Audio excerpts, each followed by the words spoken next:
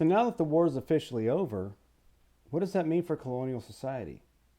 You're actually no longer a colony now. Okay? You're your own country. And you have a vast amount of new territory as part of your country. So there are several different things that are going to have to happen. First and foremost, what happens to all those people who are loyal to the crown? All the Tories, all the loyalists. Okay? Um, Many folks who were loyal to the crown for various different reasons fled the United States. They left. Some people were loyal to the crown out of traditional nature. They felt that was their upbringing. They felt more British than American. Okay? So they tried to leave. Others, any government officials or anybody else who supported the British cause, were largely chastised and terrorized in many different ways by patriots for having sided wrongfully. Other people believed that there's no way that these colonials could actually beat the British military. Are you kidding me? Oops. Didn't see that one coming, huh? Underdog. Oh boy. Okay. So, from that perspective, you have a number of people who numbered over 100,000 or so actually left the colonies to go back to Britain. Okay? Some of them would actually make their return. Others would defect to Canada, British Canada that is, and others would go elsewhere. But it became clear that those who were loyal to the crown were on the losing cause. They would have some social repercussions to also pay. The Church of England itself was essentially disbanded in Virginia. It would no longer be the Church of Virginia, which opened the door for other particular Christian faiths to rise.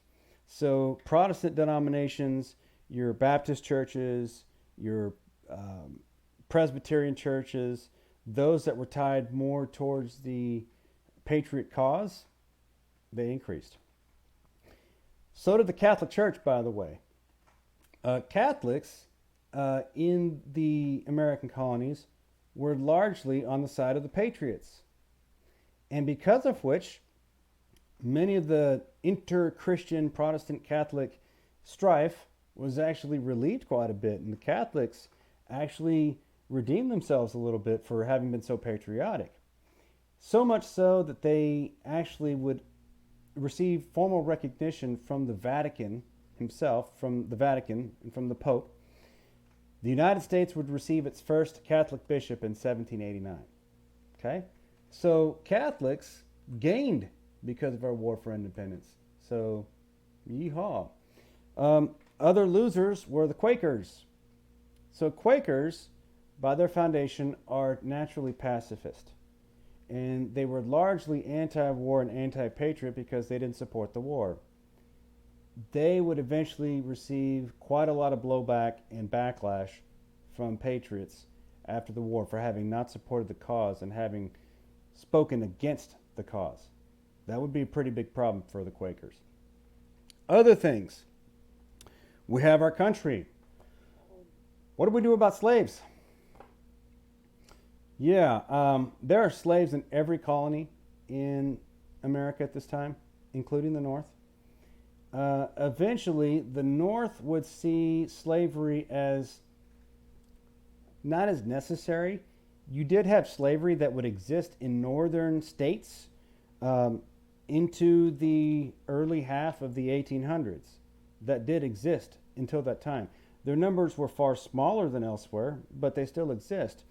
And it became somewhat of a question. What do we do with slaves? Okay.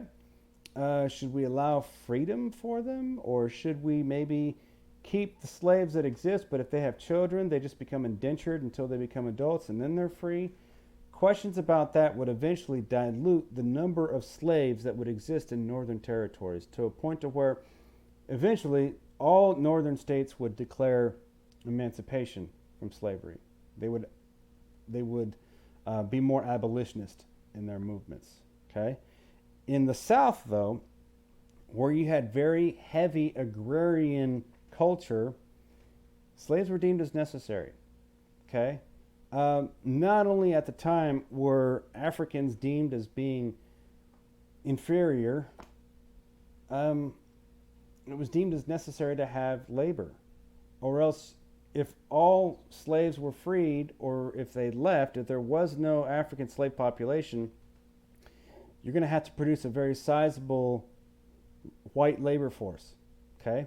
And oftentimes they don't have as many of the numbers as African slaves in the first place. It's easier for you to get slaves. And even people like George Washington and Thomas Jefferson, who took issue with the moral aspect of slavery, still questioned how you don't keep it.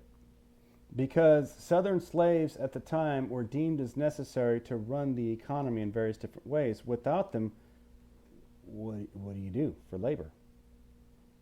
So that becomes a question. So people like Jefferson and Washington were like, yeah, we know this is not very good, but I don't really know of a better alternative. So that becomes somewhat of a question. Let's talk about Native Americans at this point. Talked about the Iroquois Confederacy and about how their tribes in the Confederacy were split. You had 3 that sided with the British and 2 that sided with the Patriots, but really they had wanted to be neutral in the first place, but they took a very big hit with the American Revolution. Now that you have somewhat of a power vacuum, the British are gone. Whatever semblance of tradition you could potentially keep, that's all up in the air now, because you have a whole new sovereign entity to deal with. You now have the United States, a complete wild card. You kind of knew what to expect with the British. You don't know what to expect with the United States. What does happen, though, is the United States has more than doubled its geographic size. You're no longer the original 13 colonies. You've now expanded all the way to the Great Lakes, all the way to the Mississippi River, all the way from the southern tip of Canada down to the northern tip of modern-day Florida. You have vastly increased your territory, and it becomes increasingly obvious that these Americans want to continue to move west. And when they move west, you're now going to have more conflict with Native Americans. So Native Americans, even though many of whom didn't really take sides with the American War for Revolution, it became obvious that this new country was going to be a massive problem for Native Americans. And at this time, many Indians had the belief that with the American win, the greatest dealt has been the greatest blow that could have been dealt to us was an American win. That basically guarantees that you're going to have American settlers who want to move west and encroach upon Native American territory. That's not going to be very good news in the long run. And there were tribal leaders at that time among various different tribes who recognized that this is somewhat of the beginning of the end. Okay, so we'll talk more about Native American history as 1301 and 1302 unravel as classes, but the American Revolution basically, that's going to end Native American tribalism as it was known at the time. It would take decades to do it, but otherwise you start to see it. The American independence movement meant the eventual downfall of Native American society. Okay? We're going to talk in a few chapters in more detail about just exactly how that really starts to happen and some of the biggest implications, but otherwise it moves from there. What about women? Abigail Adams at this time, the wife of John Adams, one of the other founding fathers, became a voice for the feminist cause around that time. Women, even though in the British system were subjugated to their husbands, they still supported the war effort. Many of them followed their husbands or their families as they fought the war. They basically rode alongside American troops and provided supplies and cooking and other goods. There's even rumors of young women who disguised themselves as men so that they could physically fight in the war. Okay? Otherwise, though, you kind of knew what to expect in the British system. And in some ways, with a new country, you would venture to think maybe women have an opportunity to actually increase some of their equality movement. Okay? Other things could potentially make it worse. You kind of knew what to expect. If you married, you basically lost all your rights to your property. Would that continue in the United States, or would it be extended even more harshly? So it became somewhat unclear that women may not quite have as many rights at that time. So there were some questions about that. As far as the economy goes, well, your biggest trading partner, you fought a war against them. They no longer like you, and they really want to close off all trade, and they're going to stop trading at your seaports, and they're going to try and harass American vessels out at sea. So that's off the table. So your economy is going to take a hit. So what else is going to have to happen? Well, how about if you're really a new American, you want to try and be ingenious about some of the ways that you still conduct business. So instead of trading with England, maybe you try and trade with various different regions in the Caribbean. Or perhaps you go to South American colonies and try and trade there. Or perhaps even Asia or other European powers. You try and have to think of ways to reinvent yourself. Okay?